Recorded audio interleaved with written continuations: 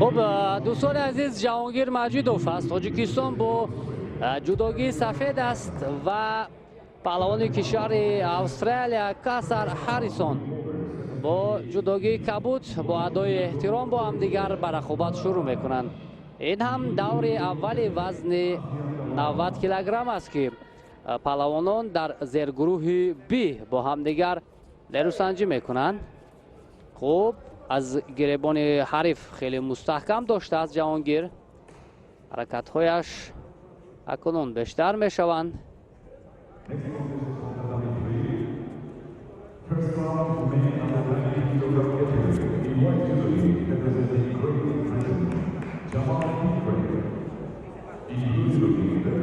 حرکت برای موقعیت رو پیدا کردن از جانب پهلوان ما اینجا همکنون این شکل پرتاب کردن خیلی موفق بود،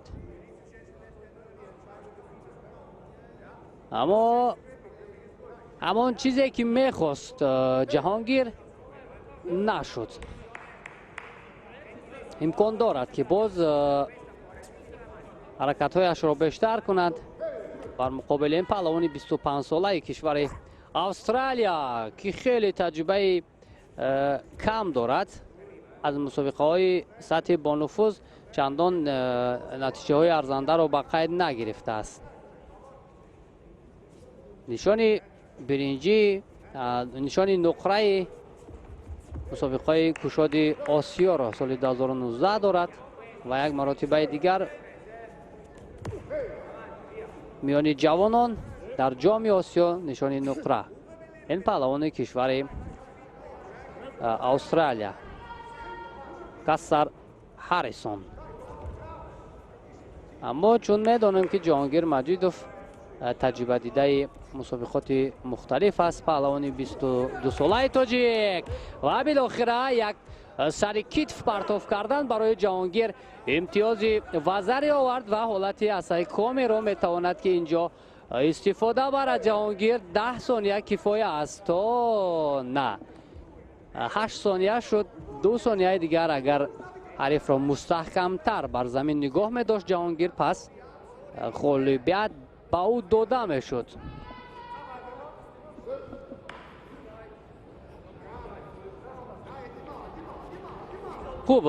خوب است. رقابت جهانگیر تا کنون ارزنده است، از حریف فرق کننده است و همین فعالی جهانگیر باعث شد که کاسر مجازات شود، آگاهی بگیرد. حالا دقیقه ها برای دیگرگون کردن نتیجه هست،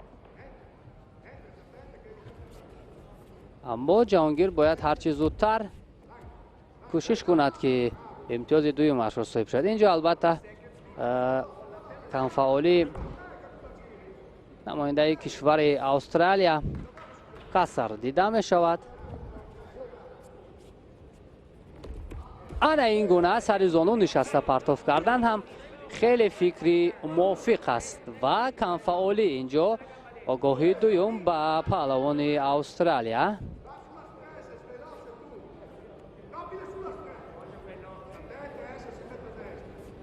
یک حرکت جالب دیگر اگر از جانب جهانگیر مجیدوف اینجا اجرا شود، پس این نوبت هم حرکتش خوب بود، ولی به حریف باید اجازت ندهد که حالت بوغی کردن را استفاده کند.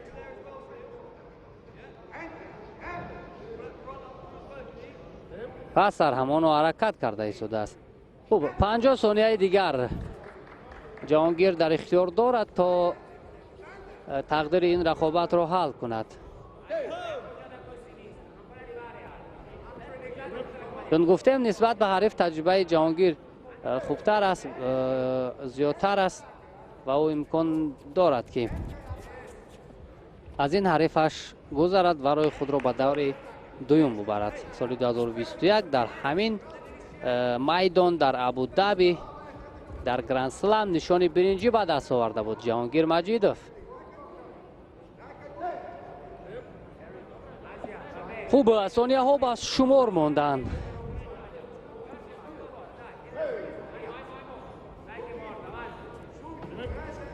سال 2017 در میان نورسان قهرمان آسیا شده بود. پهلوان ما جهانگیر مجیدوف و همزمان انا این گونه حرکت خیلی جذاب و دیدنی برای پهلوان ما امکان داد که او راه خود را به دور دوم ببرد. و بعد غلبه جهانگیر مجیدوف ما یک بخش تبلیغ داریم، بعدا برمیگردیم.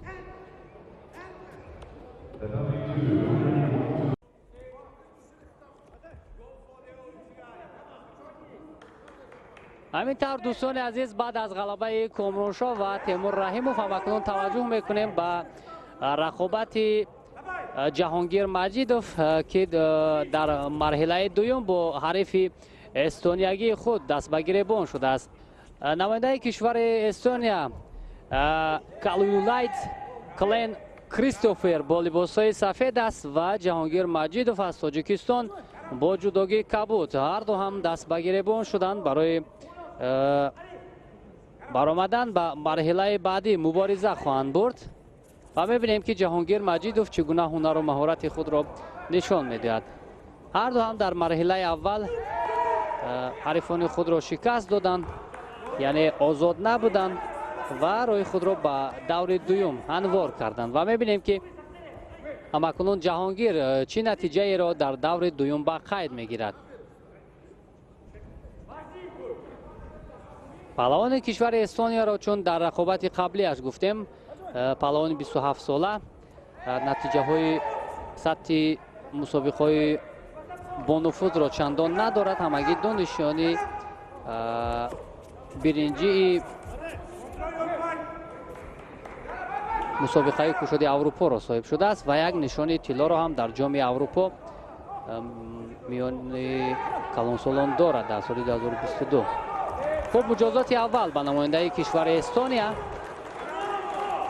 کالولایت کلین کریستوفر مجازات می شود و این البته برای جهانگیر مجیدوف باید یک روحیه دیگر را بخشد و پهلوان ما برای اجرای اصول برای پرتافت موفق تلاش کند و نباید اجازه دهد به حریف که پرتاف انجام دهد. خوشبختانه از این حالت برآمد.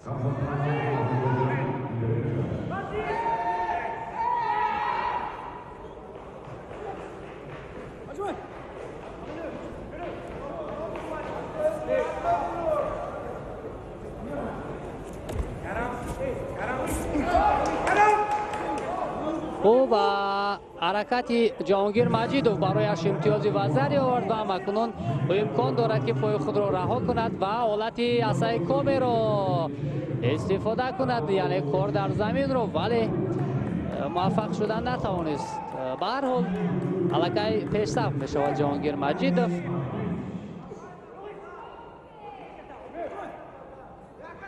در مرحله بعدی غالب همین جفت رو نماینده کشور سربیا نیمانیا مایدوف انتظار است و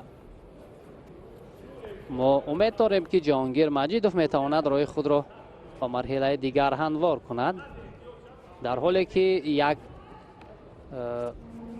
وزری دارد از حریف پیشرفت است. تنها باید احتیاطکاری را اینجا پیشه کند برای اجرای اصول به حریف اجازت ندهد.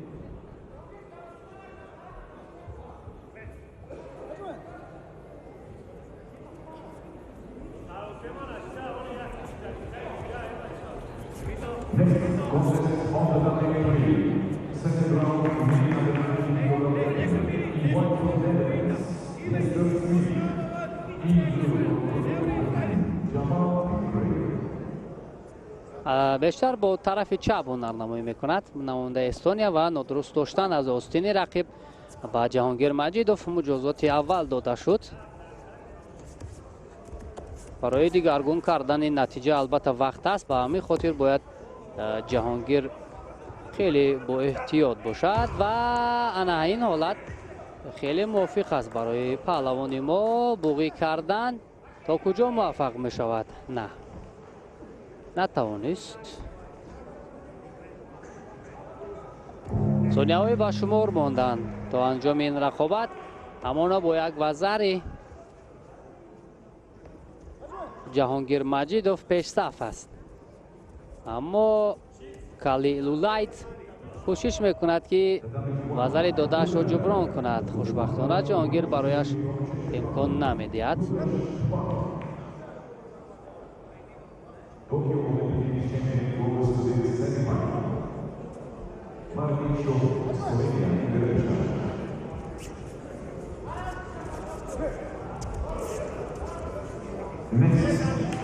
و بار دیگر اینجا یک حرکت زیبای دیگر از جانب جهانگیر مجیدوف بود، اما این نوبت پرتافتش امتیاز آور نگردید.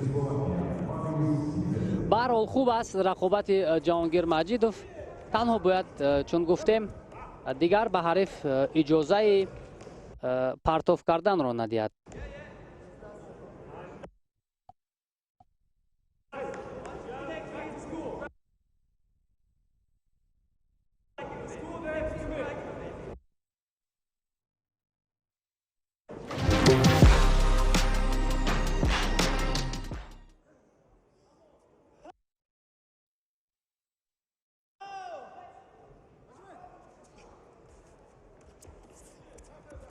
ثانیه‌های خیلی به شمار ماندن.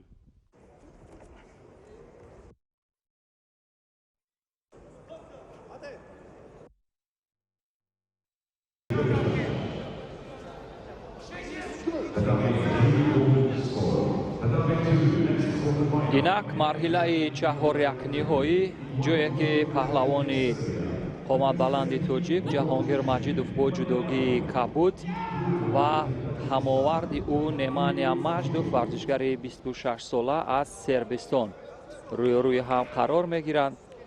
ҷаҳонгир маҷидов ёдовар мешавам ки дар гранд-слам ҳамин абу-даби буд ки соли 2021 аввалин нишони гранд-сламро дар ифтихороташ ба даст овард ва шансе барои расидан ба марҳилаи ниманиҳоӣ дорад агар тавонад ки ҳамин ҳарифи сербистониро аз садди роҳ бардорад. немания маҷдов иштирокчии бозиҳои олимпӣ ва ҳам қаҳрамони ҷаҳон аст ва бо далели як муқовимат дар бахши кумиката ба ҷаҳонгир маҷидов корди зар доданд. ҷаҳонгир маҷидов дар бахши усулҳои саропо ки дар рақобатҳои гузашта дидем бисёр шоиста ҳунарнамоӣ мекард, моҳирона ҳарифонро партоб мекард ва ба ҳамон равиш агар идома бидиҳад умед ҳаст ки муваффақ шавад. инҷо аз як коуче ки истифода кард немания чандон мавқеият надошт, чандон мувофиқ набуд бо далели ин ки ҷаҳонгир маҷидов бисёр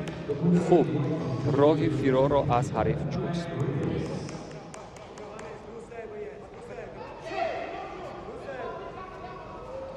аммо боз сабаби камкорӣ корди дуюми зардро ба ҷаҳонгир нишон медиҳад.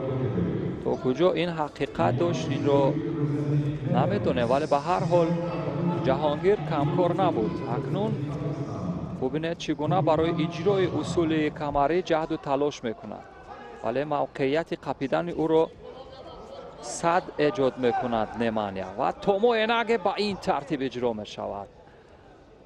шоиста буд. як корди зард ҳам лоиқи немания маҷдов ҳаст дар ин рақобат.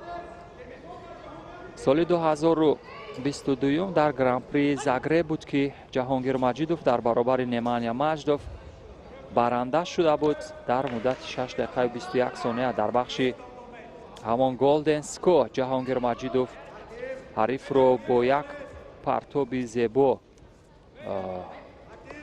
ипони комил ба иҷро даровард ва аз ин рӯ ҷаҳонгир маҷидов аз немания маҷдов ошноӣ дорад. яъне ҳеҷ ҷои иҷрои усул аз сӯи ҷаҳонгир ба самти чап 2 дақиқаи дигар то поёни вақти асосии фурсат ҳаст. набояд дигар ва бори дигар ҳам томоенаге ва ин маротиба чандон муваффақ нашуд. ҷаҳонгир барои иҷро кардани ҳамон усули пӯшнокӣ ё фанди хоб ба таъбири дигар, вале ба ҳар ҳол партоби худандозро ба маврид иҷро кард. ну мавқеият барои Немания дар хати ҳамла. ана акнун фурсате барои ҷаҳонгир, фақат вуруд бояд шавад. кори дастонро хуб ба сомон мерасонад дар бахши қапидан, аммо ин ҳаракати дурӯғин буд, ҳамлаи дурӯғин буд. бояд як корди зард ба Немания дода шавад. вале камкорӣ ва фалшатак, вале ҳамон тавр ки медидем дӯстони азиз, ҳаракоти дурӯғин ё як ҳамлаи дурӯғин боис ба он гардид ки Немания як корди зард бигирад. натиҷа 2-1 ҳамоно бар суди Немания ҳаст аз лиҳози кордҳои зард. ва ҷаҳонгир як қадами дигар фурсат мондааст то ба марҳилаи ниманиҳои рақобатҳо бирасад. ин фурсатест, бисёр фурсати хуб барои расидан ба як нишони бо арзиш ё як нишони дурахшон дар ҳирфа. як учиматаи диданӣ, вале чархише ки буд як макикоми. оё имтиёзе дар пай дошт ё на?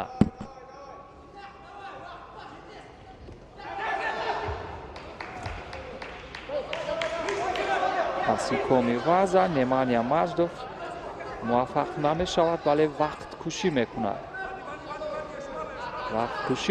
ин фурсатест барои Ҷаҳонгир Маҷидов то бисёр дар як ҳолат ё як вазъияти ногувор акнун қарор медиҳад ҷаҳонгирова. ҷаҳонгир мехезад ва боз дубора акнун қабул мешавад. макикоми ваза ин ҳолат ё фурсати бисёр мувофиқест барои ба даст овардани пирӯзӣ барои Немания Маҷдов. аммо раҳоӣ аз ин вазъият бисёр мушкил буд барои Ҷаҳонгир Маҷидов. Ҷаҳонгир Маҷидов шанси дарёфти медалро аз ин рақобатҳо дорад. ба марҳилаи рақобатҳои тасаллубахш ё ҳамон рипчеҷ меравад Ҷаҳонгир Маҷидов ва ҳарифи Немания Маҷдов Бека Гвиниашвили дар марҳилаи ниманиҳои рақобатҳо ҳаст ва Теодорс Селидис варзишгари юнонӣ бо Ҷаҳонгир Маҷидов дар марҳилаи шанси дуюм ё ҳамон рақобати тасаллубахш рӯёрӯ хоҳад шуд.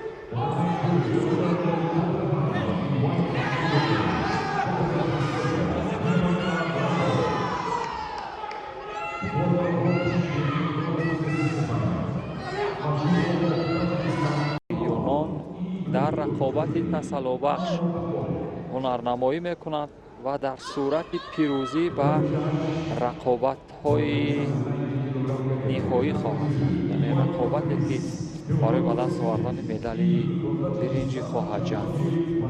варзишгари юнонӣ дар ҷасти аввал муваффақ намешавад. Теодорос 26 сол син дорад ва аз Ҷаҳонгир Маҷидов 4 сол бузургтар аст. Ҷаҳонгир Маҷидов 22 сола ҳаст, ҳамонтар ки медонем. ва дар корномаи Ҷаҳонгир Маҷидов медали биринҷи гранд-слами Абу-Даби дар ҳамин ҷо буд ки иттифоқ афтода буд. яъне дар гранд-слами Абу-Заби. ҷаҳонгир ҳам бисёр ба маврид ва сари вақтӣ метавонад ки контрол кунад ҳар як ҳаракати ҳарифро. то ин муддат 2 маротиба кӯшиш кард Селидис варзишгари юнон, муваффақ нашуд ва ба назар мерасад ки Ҷаҳонгир дар баробари ҳар ҳарифаш медонад ки чӣ гуна ва ба кадом наҳваи рақобат мубориза барад. аммо камкорӣ дар қисмати поёнии дақиқаи аввал аз сӯи довар ва Ҷаҳонгир Маҷидов боис ба он шуд ки як корди зард дода шавад ба Ҷаҳонгир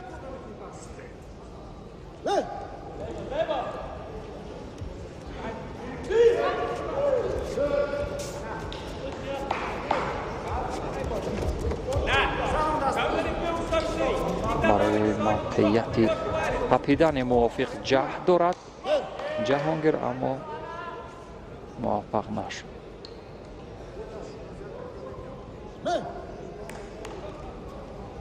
فرصت است به هر حال.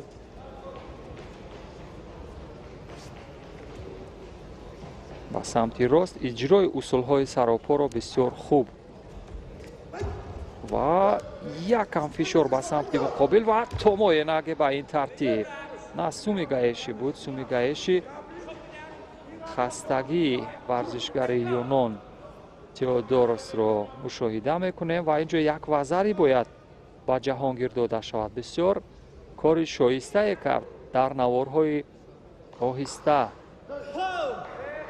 از زاویه های گوناگون میبینند و ببینیم چی خلاصه خواهد شد. داوران چی قضاوت میکنند. یک وزری اگر باشد کار جهانگیر بسیار شایسته بود با اینجا و شانسی رفتن با رقابت نهایی برای مدال برنجی رو بسیار خوبتر خواهد. با گوش داور چیزی میگویند اما چیزی نیست. چیزی نیست. جهانگیر اکنون کار را از نو شروع خواهد کرد. بخشی پرتابی ببینیم تا کجا موفق می شود. در بخش قپیدن کارش خوب است و یک کارد زرد با دلیل اشتباه گرفتن در بخش کمکت با ورزشگر یونان. نتیجه کارت‌های زرد یا شیده‌ها برابر می شود. ولی شود نشود هم یا هرچی بود و بود اجرای اصول می کند ورزشگر یونان که در بسیار حالت‌ها این گونه حرکات بردروغ باعث گرفتن کارد زرد می شود. پرتاب سر شانه با این ترتیب.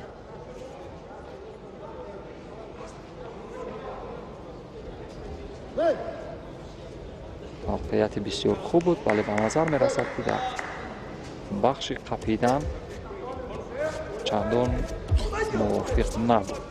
وگرنه اصول سراپا بسیار موافقت میکرد. ببینید کوشش و جهدی که از سوی تئودوروس صورت میگیرد. فقط که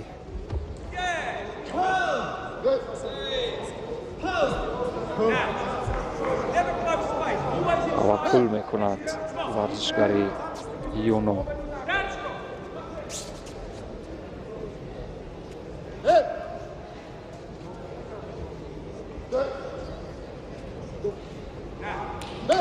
اما دویمین شیدو با جهانگیر مجیدوف. ولی ببینید اصول های بردروغ هم اجرا می شوند از سوی سلیدیس تئودوروس یونانی. اکنون جهانگیر مجیدوف اجرای اصول حلوک معمولی سراپا، حلوک بین و موقعیت برای تغییر سمت تومای نگه با این ترتیب. ولی به نظر می رسد که مشکل تر باشد ورزشگری یونان را پرداخت کرده. راهی نفس کشی تئودوروس تنگ می شود. جهانگیر مجیدوف به نظر می رسد راهی نفس کشی خوبتر دارد. از این قدرت باید استفاده از قدرت و نیروی جوانی. 30 ثانیه تا پایان وقت اساسی.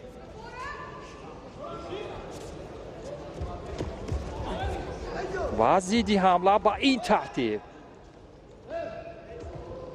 ولی موفق نمی شود. با یک حرکاتی که تئودوروس داشت به سمت چپ و به همان سمت جهانگیر مجیدوف موقعیت یافت و او را زیدی حمله کند. یک نیدای روحی بخش هم از خود سر می‌دهد. به همین ترتیب اجرای اصول می‌کند و باز هم تومای نگه در ثانیه‌های پایانی وقت اساسی و اینجا برای کنترل حریف در بخش کار در زمین هیچ شانسی برای حریف نمی‌گذارد. هیچ موقعیت برای حریف نمی‌دهد جهانگیر مجیدوف.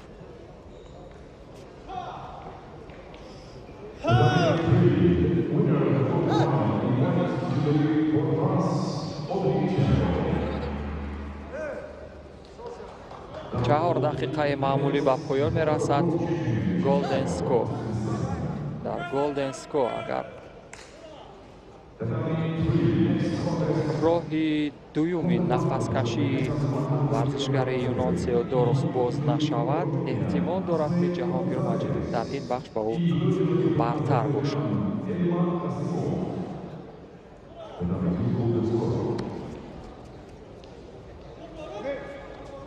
موقعیت از قسمت کمر حریف چنگ زدن موفق می شود و پای کار می کند، اما ورزشگر یونان کارد دویومی زرد می گیرد با دلیل باز هم اشتباه در بخش کمیکات. نتیجه کارت‌های زرد برابر می شود. یک پرتاب جانانه سر شانه به این ترتیب خیلی خوب بود و با سبب کمکاری اگر در اینجا یک کارت زرد دیگر به سلیدی تئودوروس بدهند، جهانگیر را در رقابت بعدی برای به دست آوردن مدال برنجی خواهیم دید.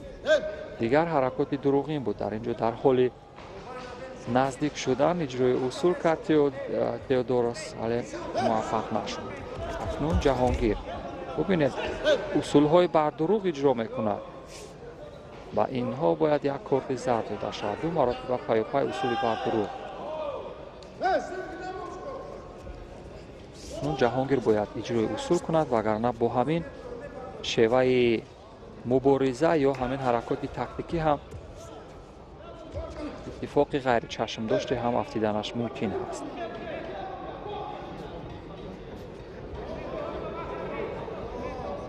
بسیار خسته و بی‌مدار شده است ورزشگر یونان تئودوروس سلیدیس. موقعیت برای جهانگیر بسیار موافق از قسمت پشت حریف و با این ترتیب به سمت مقابل پرتاب میکند یا به سمت پیش. به هر حال اجرای اصول به سمت پیش صورت گرفت اما هیچ نتیجه در پی نداشت. جهانگیر زود از پای میخیزد. به نظر میرسد که نیروی جوانی او در برابر اقتدار و توانایی های حریفش بیشتر هست. اجرای اصول کمری صورت میگیرد از سوی جهانگیر به سمت چپ ولی اصول دروغین، اجرای اصول دروغین و این هم با دلیل فعل شتک باید یک کارت زرد دیگر به ورزشگر یونان داده شود و جهانگیر رو در مرحله نهایی رقابت ها ببینیم. اکنون بله اجرای اصول به این ترتیب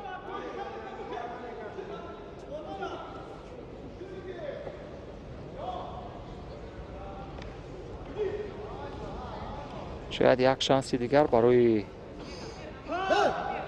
ورزشگر فعال را معین کردن بدهند ولی از این شانس باید استفاده کند. جهانگیر مجیدوف موقعیت دارد. اجرای اصول به این ترتیب و اینجا باید کمکاری ورزشگر یونان به نوبت گرفته شود و با جهانگیر مجیدوف با دلیل پرکاری و فعال بودن در این رقابت پیروزی داده شود. یک بار دیگر اگر اجرای اصول برای اجرای اصول صورت میگیرد از سوی جهانگیر ولی تو به آخر نمیبرد. شیدوی سیوم به سلیدیس باید داده شود. دو بار پای جهانگیر اجرای اصول کرد. یک بار دیگر هم توموی نگ اجرا میکند ولی این بار موفق نشد. یعنی 3 مرتبه شانس اجرا کردن اصول را جهانگیر مجیدوف داشت و این 3 بار کوشش کرد ولی داوران هنوز خاموش هستند در مورد کارت زرد سیوم حریف جهانگیر و به سمت مقابل به این ترتیب شانسی در گرفتن یک وزر داشت جهانگیر. سلیدیس تئودوروس بسیار خسته هست.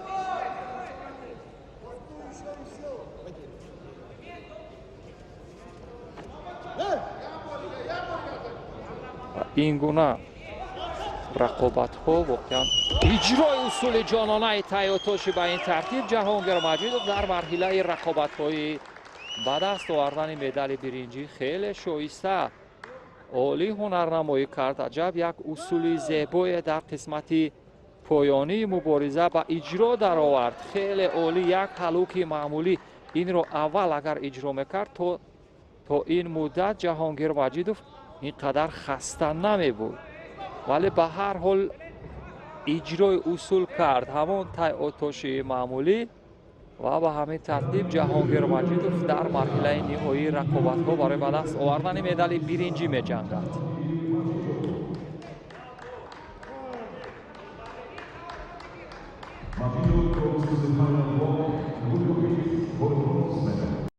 وزنی تا 90 کیلو برگزارش منظور شما میگردد، جایی که این چهره جهانگیر مجیدوف با جودوگی سفید از سمت چپی تصویرهای ما و شما است در برابر هماوردش جسپر سمینک، ورزشگر از نیدرلندیا، برای به دست آوردن مدال برنجی خواهد مبارزه کرد. جهانگیر مجیدوف ورزشگری تاجیکستانی پس از چند لحظه و میدان وارد می شود. این هم روبرت کوریا از چیلی، داوری درجه بین المللی که رقابت اولی ورزشگران رو داوری خواهد کرد. جهانگیر مجیدوف، این چهره که روی تصویر میبینیم، ورزشگر 22 ساله تاجیک هست و فعلا در ریتینگ موقع 41 رو اشغال میکند و از 32 رقابتی که دارد در 15 تای آن پیروز شده است در صحنه رقابت های بین المللی و هماورد او ورزشگر 24 ساله از نیدرلندیا با جودوگی کبوت وارد خواهد شد. روی تصویر نزدیک جهانگیر مجیدوف پیوسته به نظر می رسد و این هم جسپر سمینک که 107 رقابت دارد. از 107 رقابت در 64 توی آن پیروز شده است و این ورزشگران مراتب اول است که روی هم قرار می گیرند. در فصل های جودوی جهانی قبلا با هم و نخورده بودند و اولین تجربه که در برابر همدیگر خواهند داشت. در همان لحظه اول به سمت چپ سمینک یک مایل اجرای اصول پرتابی داشت ولی موفق نشد و با بخت هواداران و علاقمندان جودوی تاجیک در مرحله نهایی رقابت های امروز دو پهلوان تاجیکستانی هنرنمایی خواهد کرد که آن هم جهانگیر مجیدوف و دیگر تیمور رحیموف است که در میان سنگین وزن ها هنرنمایی خواهد کرد. جهانگیر مجیدوف سال 2021 از این گرند سلم در همین ابودابی مدال برنجی به دست آورده بود و همکنون برای دومین مدال برنجی خود در گرند سلم ها مبارزه میبرد. 1 دقیقه وقتی معمولی به پایان میرسد و فقط در بخش تپیدن موافق هر دو مبارزه کردند تا اینجا و این هم فرار از خط حمله حریف بود. تا اینجا هیچ قضاوت از سوی داوران دیده نمی شود. هر دو ورزشگر هم تا اینجا موفق به عملکرد خوب شدند. اکنون جهانگیر مجیدوف از سمت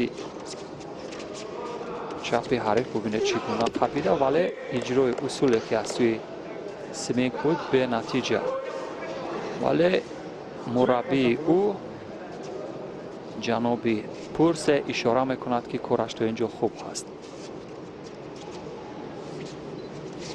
موقعیت برای پرتاب یا اصول کمری برای جهانگیر هست.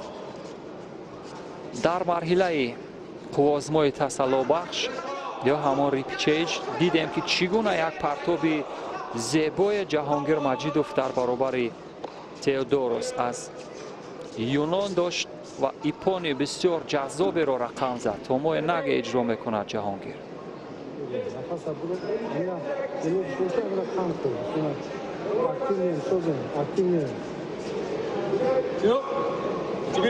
شیدو با دلیل کمکاری با سمینک،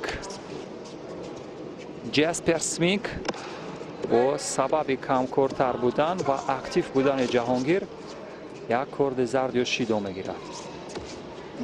اصول های بیرونی را بسیار خوب اجرا میکند جهانگیر و این هم اجرای اصول نوبتی خود انداز به پشت.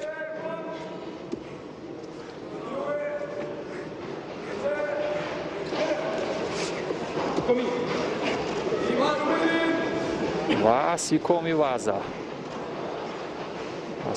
وازا جهانگیر مجیدوف باید کوشش کند که در این ورطه ناکامی حداقل از چنگال حریف رها شود و همین شیوه اسیکومی بود که یک مرتبه بازنده شده بود، ولی مرتبه دوم هم با شیوه اسیکومی وازا یا بخش کار در زمین بازنده می شود و مدال برنجی از مشت جهانگیر مجیدوف درآفتید.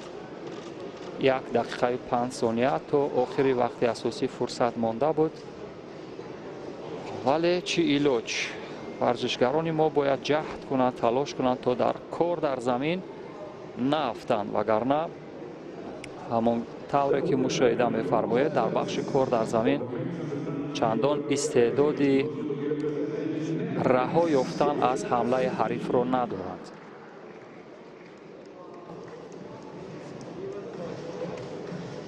اکنون نوارهای آهسته شده را مشاهده میکنیم، جوری که در بخش کار در زمین ببینید خود جهانگیر مجیدوف بود که ابتدا